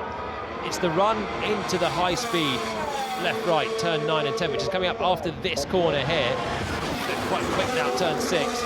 Flash through there, 7 and 8 flat out, and it's a long run now with DRS that Russell will pick up the slipstream. He's got to get close enough to try and put Alonso offline. Ferrari 1-2, McLaren 3-4, Perez off the lead and not close to closing down Oscar Piastri. Fernando Alonso and George Russell is the battle.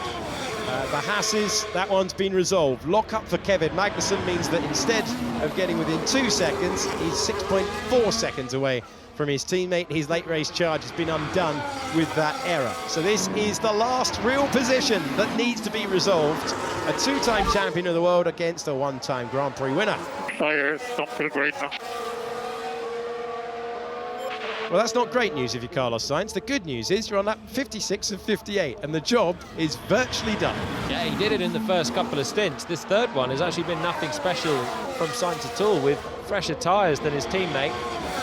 Leclerc's actually slightly had the measure of him on the long stint that he's having to do on this set of tyres. Norris closed into 2.5 seconds back as Leclerc had to lap Daniel Ricciardo on the last tour, but I think Charles is going to be safe in that second place now. Sainz has just had to pass his own load of traffic, Kevin Magnussen. So he's lost a bit of time. You always do a little bit with the traffic. You can hope to get the DRS at the right point, but it's tricky around this circuit to not lose too much time through the corners. We're on the penultimate tour of the Grand Prix. The fastest lap belongs to Charles Leclerc at the moment. And George Russell's getting close, but he's not quite getting close enough to Fernando Alonso when you get to turn number 9. And Alonso seems to have great drive out of that corner because there's no chance to make the move down to turn 11. Russell managed to get Fernando looking in his mirrors and covering at least the middle of the road before turn 9. But it wasn't enough to get him completely offline and compromise his exit. Time running out for Russell. Making our way through the fast sweeps. There's our race leader, there he is. The Ferrari driver that they did not retain. A gap's coming down, but significantly coming down last time, but there is a little bit of traffic involved in that. There's no reason to panic if you're a fan of Carlos Sainz. He is about to head onto the final lap of the race. Here we go, the final 3.2 miles for Carlos Sainz, who is being cheered around this circuit. He was hoping for pole position yesterday. That did not materialise. Oh, big crash! George Russell with a massive accident at the end of the Grand Prix at turn number 6. And that will end the race as a contest. The virtual safety car is out, but Russell pitched up by the wheel that's underneath the car, chasing down Fernando Alonso and finding the barrier on the last lap. And how reminiscent of Singapore is this? Sainz is on his way to win, Russell finds the barrier at the end, and most importantly, George Russell's all right, because turn 6 has been incredibly chaotic across this weekend, all the way to the last. And that is the crucial corner for trying to line up a pass. That's the one that leads you then through this long right-hander down Lakeside Drive and attacking into the high speed. So I imagine George has just sent it that little bit more. He's gone through the gravel, hasn't he, on the left-hand side. Come back on and bounced into the wall. Big crash. Pleased to see he's okay, and it will be no points for Mercedes. Carlos Sainz just trying to have a nice, calm victory lap, soak it all in, and the virtual safety car is deployed, so it is just take it all the way home. He picked his way through the gravel and the Mercedes. The medical car has been deployed, but George Russell has said on the radio that he is all right. And what a story this is for Carlos Sainz. Tell Charles to come close to me and we celebrate this one together. He lost an appendix at the last Grand Prix. He wins. What a performance, what a comeback. A Ferrari 1-2, headed by Carlos Sainz, who wins the Australian Grand Prix and leads home his teammate, Ferrari's best team result since Bahrain in 2022. And that was absolutely superlative from Carlos Sainz, who was given an opportunity, took the lead on lap 2 and stayed there all the way to the finish. Lando Norris will climb onto the podium for the 14th time in his career, and it's back-to-back 4th places for Oscar Piastri, who is roared home by the crowd. That is the most important thing to see, that George Russell is out of the car, in the medical car. That is what is left of his Mercedes. And that is the end of an Australian Grand Prix to remember. Sainz, Leclerc and Norris is your podium. Then it was Piastri and Perez. George Russell was battling over 6th place, and this is how it came undone. He got so close to Fernando on the way into the corner. I think it was just simple dirty air for Russell. He was closer than you'd be attacking like that. Look how close he is to the rear end of the Aston Martin, and just simply didn't have the airflow over his car. Lost a load of downforce, turned in and had a major oversteer all the way to the barriers. He was actually so in place to make a slam dunk pass on the exit of that corner, but it just, when you're that close in a fast corner with good commitment, you lose a load of airflow and you're going to struggle to make it round. Heading into Singapore last year, Max Verstappen had 9 Grand Prix victories in a row. That run... Tell me we have it. Yes, we have it. P1, baby, P1. So, baby shark move. Good job, Carlos. This is amazing. Thank you, guys. Thank you. Unbelievable. John. Life is a roller coaster. It is. Life is incredible sometimes. Anyway, thank you, Ricky. Thank you, Ferrari. Forza! He was watching in the back of the garage for round 2. He's heading to the top step in round 3. Surely Carlos Sainz's greatest drive in Formula 1. In Silverstone 2022, it was an opportunistic move after a strategic error for Charles Leclerc. Let's hear from the man who's taken second. Congratulations, boys. Good job, Charles. Good job. Congrats. Yeah, did a good job. In Singapore 2023, it was Sainz picking up the pieces again, and Leclerc has to make up the supporting partner, but he's given Ferrari a great day. Verstappen didn't finish the race. Ferrari take a 1-2 with an Australian Grand Prix to remember, and Sainz, the smooth operator, had a smooth operation, but surely even he didn't believe that he was going to come back and win the race. What a story. Well, he was saying he was undercooked coming here as well. Let's not forget, he spent the last couple of weeks in bed trying to rest up. Was a smooth operator. Oh, I forgot. Smooth operator. Well, he might not have remembered his own theme tune, but he remembered how to negotiate the turns of Albert Park. And we finished with one Mercedes at a bizarre angle. We finished with both Ferraris at the head of the field. Great points for McLaren as well. But this will be a proud moment. If you're a Formula One team and you're not Ferrari or McLaren, there's an opportunity to sign up this man, Carlos Sainz, free agent for 2025 and winner of the Australian Grand Prix. Who fancies giving this man a contract to drive in 2025? Well, the best motivation for Carlos is to make Fred Vasseur regret dropping him at the end of the season, to question the decision to drop him. And appendix or not, he has had 2 brilliant races, this time to win. A staggering comeback. What a drive. He's looking a little bit ginger coming out of the car as well. He's not at full fitness. He said the start would be his best bit. It was the bit where he took the lead, but the rest of it wasn't too shabby either. He's really had to dig deep for that one. You can see the emotion pouring off Carlos Sainz, who is celebrating. You can tell him to get to the podium, but he wants a hug with the mechanics who have taken him there. Look at what it means. The Italian flag flying. The Spaniard delivers another victory. Parallels with Singapore to end Max Verstappen's winning run. Sainz the man to profit once again. Russell in the barriers at the end. There's Dad to say well done. Carlos Sainz Jr.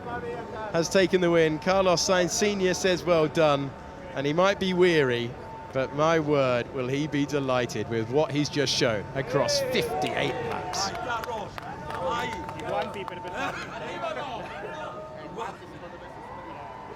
And Lando Norris on the podium again in Formula One. Thank you. It will be his 14th visit to the podium.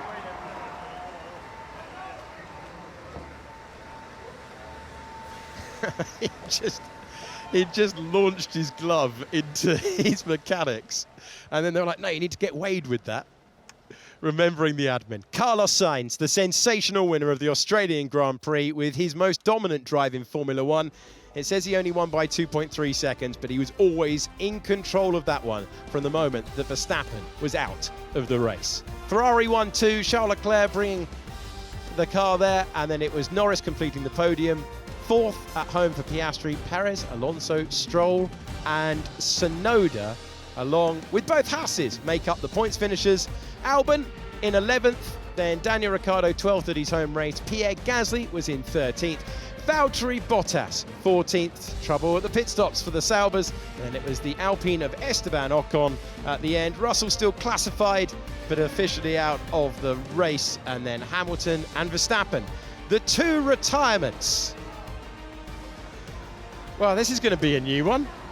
We're going to hear from the top 3, and Günther Steiner is going to ask the questions.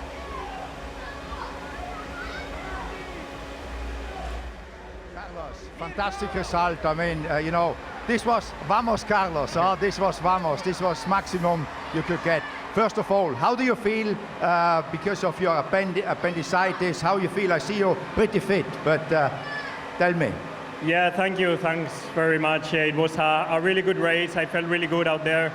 Of course, a bit stiff, and especially physically, it wasn't the easiest, but I was lucky that I was more or less on my own, and I could manage my pace, manage the tires, manage everything, and it wasn't the toughest races of all. But yeah, very happy, very proud of the team.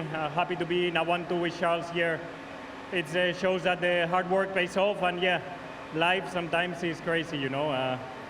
What happened at the beginning of the year, then the podium in Bahrain, then the appendix, the comeback, the win. It's a roller coaster, but I loved it, and yeah, I'm extremely happy. Yeah, I'm sure it was made easier by leading out there, your appendix, the pain, everything. It's just a great feeling. At what pain? I think I will recommend all the drivers to take it out this winter. If I would be you, I wouldn't do that, because maybe they can go faster as well. Yeah. But when you were behind Max at the start of the race, did you see that he was had a struggle when you overtook him? It didn't seem that he was struggling. He just drove past once he got the DRS. Yeah. So could you see something or not? I don't know. I felt like I could keep up with him on the first lap and try and take DRS just to make sure that DRS around here is super powerful. Then he lost the car into turn 3, and there was my chance to get close and attempt an overtake. And then as soon as he was behind, I think he started struggling with the brakes, and that was it for him. A pity, because we would have had, I think, a very good fight for P1 today. But, you know, I'm happy to take the win. He's had plenty of them, so yeah, happy to be back here. Absolutely, you won the race. He didn't lose it, you won it, you know. So at what stage did you know that you are out there to go and win it? I think from lap 2, when I was leading, I said with the pace I had yesterday, I knew I could get it done. Especially in clean air, manage the tires. I could get it done. Then obviously the risk of safety car and red flag here was always in the back of my mind. But luckily it was a clean race, and not too much happened. Obviously, sorry for George there at the end. It looked like a big one. I hope he's okay. And yeah, I could finish the race, win it, bring it home. A great feeling. I'm sure you go out and party with the Ferrari guys after this 1 and 2. Congratulations again, Carlos. Thank you. Congratulations. Thank you.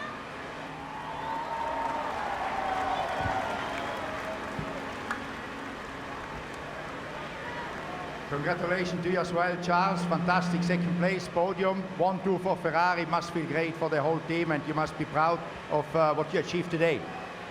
Yeah, it feels good mostly for the team, of course. I mean, first and second didn't happen since Bahrain 2022, which are very good memories we have, and it's amazing to be able that we can do that. Carlos has had an incredible weekend to come back after his surgery. He's done an amazing race. On my side, I struggled a bit more in the second stint with the first hard. There, I don't know, I didn't manage the tyres well. But then the last stint was more positive. But first and second was the best we could do. I saw, did you at any stage think you can attack Carlos, or was it always pretty sure that you cannot get to him, but you could hold off the McLarens? At any stage, did you feel that you can attack Carlos, or was he too far ahead? Not really, because in the first stint we had to protect behind, so we had to stop a bit earlier, and then from that moment onwards, Carlos was very fast, and with my tires I was struggling. So I think that as soon as we stopped at the first stop, then for me it was clear. But again, Carlos has done a better job all weekend, so I mean, at least from qualifying to the race, and he definitely deserves that victory. So I'm really happy for him, I'm really happy for the team. It's really good points. We came into the weekend telling ourselves that we need to maximize our points, and there's nothing we could have done better, so really happy about this. I wish you a nice evening partying with the boys. I wish you a good evening partying with the boys. Thank you. Thank you very much. Thank you.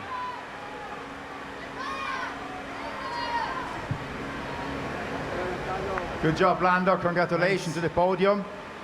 Must feel good, though. Must feel good to be the second force this weekend as a team, you know, and especially for the team, it's great. So out there at any stage, did you think you can get to 2? No, it was a very good day for us. I'm very happy, proud of the team. P3 and P4 is a lot of points in the championship, so that's the first thing. We missed out on Charles. I think our pace was a little bit better. He undercut us in the first stint, so maybe a little bit of hope for second place. I think our pace was strong enough today. But Ferrari and Carlos did a very good job, so hats off to them. They've been fast all weekend, and I felt good. I felt like I could manage the tires very well today, and that was a good step. Probably wasn't expecting to be on the podium, so I'm very happy. I was expecting you on the podium, you know. I said that McLaren will be on the podium, you know. So, but you must be confident now for the team going forward to be in a good position, always to fight for podiums. Yes, I mean it's clear that this circuit suits us a little bit more. So we've been able to push and unlocked a little bit of speed. But it's still another step to Ferrari and to Red Bull. They're 1 or 2 steps ahead of us still, so we need to catch up. But it's clear that we're getting closer, and a day like today proves exactly that. So a big thanks to all in McLaren. Yeah, we're getting closer to our target. It's nice to be back on the podium again, and hopefully we can have many more. Yeah, I'm sure also for Oscar finishing 4th for Melbourne is fantastic as a team effort. Very well done, guys. Congratulations. Cheers. Thank you, man.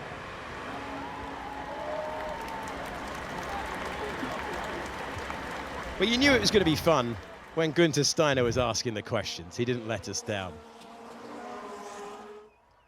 Carlos Sainz returns to Formula One with a win. We've seen it happen in the past. Gerhard Berger in the late 90s had to miss a couple of races and then came back and stood on the top step at Hockenheim. But what satisfaction for Ferrari, but specifically for Carlos Sainz Jr., who now has 3 wins in Formula One. And he is gingerly stepping to the podium. Won't be the freshest he's ever felt, but who cares when you've got your country's flag in your hand and you are on your way to hear your national anthem, to pick up the iconic steering wheel of this circuit, which is the trophy, Jack Brabham's old steering wheel. And it's a proud moment for Team Sainz down there. McLaren, who used to employ Sainz, and Ferrari, who have been his team. We don't know his team for next year. That's all to be decided. Debrief time. Mate, I on the second stint, I grained like after 2 laps. 3 laps I saw the graining. I was like, it's okay, I'll bring it back. It's okay. Oh my God. With these tires, you never bring it back. I never bring it back, no. I did 15 laps. I don't know how many laps I did.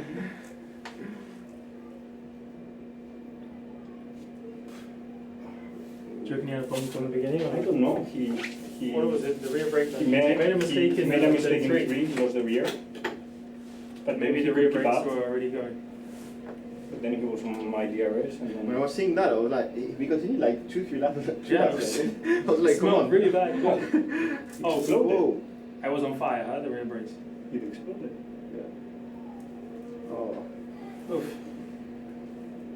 What happened to George? Wow, big one, no? I had a big one, I think. But this is what I said in the briefing this quarter. I think it's a bit too much. With the grass on the entry? With the grass, how narrow. I like it. I think they just I know need the to put shape of the walls. corner is amazing. It's It's so just nice. It's so narrow. Yeah. At the speed Oh, we this go. is it? Oh, ideally. Not too bad. No, that's not the one. Yes. Yeah. But how did he? The rear tire. It looked like he rolled. Oh, it's okay. I thought it was much. I told Ricky to come next to me. Well, always interesting to hear the cool down room, to hear the debrief. And a little bit of doubt there from Charles Leclerc whether that was the right clip. It was. He got caught under the wheel, didn't he, George Russell? And it made it look more dramatic. It was a big crash, but the way that it ended up, you think, how on earth has he ended up in this position? Well, this has been a race to remember.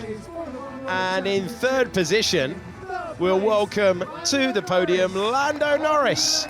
His first podium of the campaign, and he's 14th in his Formula One career.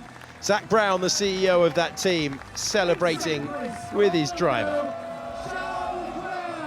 Well, it's a Ferrari 1-2, and you heard the issues with the tyres for the Monegasque driver, but he is being applauded onto the podium. It's not the result he wanted, but it's a good result for Ferrari. But this man, what a story, what a comeback, what a drive. Cheered by his partner, cheered by his team, and he will hear his national anthem.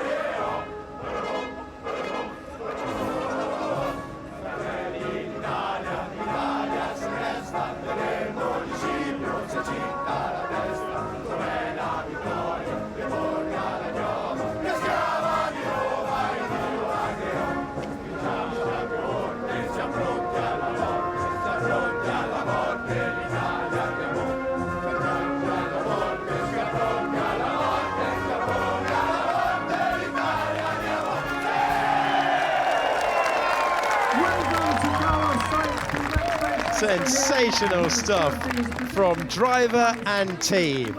And the great model of Jack Brabham's steering wheel, which makes our victory trophy here in Australia, belongs to Carlos Sainz.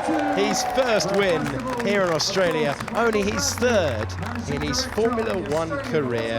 And Sainz starting 186 races, now with 3 wins to his name and a gold medal to boot. Well done, Carlos Sainz. Complimenti to Scuderia Ferrari represented by Well, this is a lovely moment. It's not Fred Vasseur out on the podium, but it's Mark Webber handing over the trophy and saying, well done. Ferrari's first win of the season coming in race 3. It's the second one for Fred Vasseur as the team principal. And it's a 1-2 as well. A slightly forlorn look for Charles Leclerc tells the story, but he's got another podium in Formula One, and that is his 32nd. A first visit to the podium in Australia for Lando Norris, and he's 14th in Formula One as well. Strong drive from all three on the podium, and they've earned a glug of this, especially if you're Carlos Sainz, who was tiptoeing into the paddock for round 2. He was a spectator with all of us back in the car on the front row yesterday, winner of the Grand Prix today. A comeback to remember, and he finds himself now moving to 4th in the driver's standings. It's Max Verstappen still leading on 51 points. Charles Leclerc is 4 back on 47, and Perez on 46. The script torn up early in this one. Who would pick up the largest trophy when Max Verstappen wasn't going to finish the Grand Prix? Well, just like Singapore last year, when it wasn't Verstappen's day and he was down the order, it's Sainz and Ferrari who take the chance. And can the Scuderia continue to put the pressure on as we move to the next race in Japan? A different circuit, a different set of requirements. But in Melbourne on this day, it's a happy podium, it's an unexpected podium, and it's Sainz with a superlative drive to the top step. Let's get yourselves ordered up there. Ferrari posing for the photo. And 58 laps of drama from the start to the end. And a day that Sainz will cherish. Be one to look back with happy memories. I think he wants to lie down, or at least a comfy chair. He's earned it as they make their way from the podium. He poses for the photographs, and that was the Australian Grand Prix of 2024, won by Carlos Sainz and Ferrari. Here's what it does to the Drivers' Championship. Max Verstappen still leads, Charles Leclerc up to 2nd, down to 3rd goes Sergio Perez, up to 4th, our race winner today. Piastri remains in 5th, his teammate just behind him now by 1 point. Then it's Fernando Alonso in 7th. George Russell at the end there was trying to get past Alonso. He's down to 8th, then it's Hamilton and Stroll. Oliver Behrman drops outside the top 10 of the drivers' standings. Tsunoda matching his best result from last year with that 8th place. And then it is Hülkenberg, Magnussen, and those not to score this year, Albon, Joe, Ricciardo, Ocon, Gasly, Bottas, and Logan Sargent, who didn't take the start today, and his teammate missed out by 9/10 of a second for that final point. In the Constructors' Championship, it's a Red Bull Racing on 97, but look at Ferrari on 93. McLaren find themselves in 3rd, up to 4th goes Aston Martin, down to 5th goes Mercedes. Big day for RB, they're up to 6th. Haas find themselves with 4 points in the column, and Williams, Sauber and Alpine yet to trouble the scorers. And my thanks to Jolyon Palmer for his expert commentary all weekend long. It's Albert Park, it's a great place for the race, and you always come to expect the unexpected. It's been a race to remember. Thank you for your company. We'll do it all again in Japan in a couple of weeks' time when Formula One returns.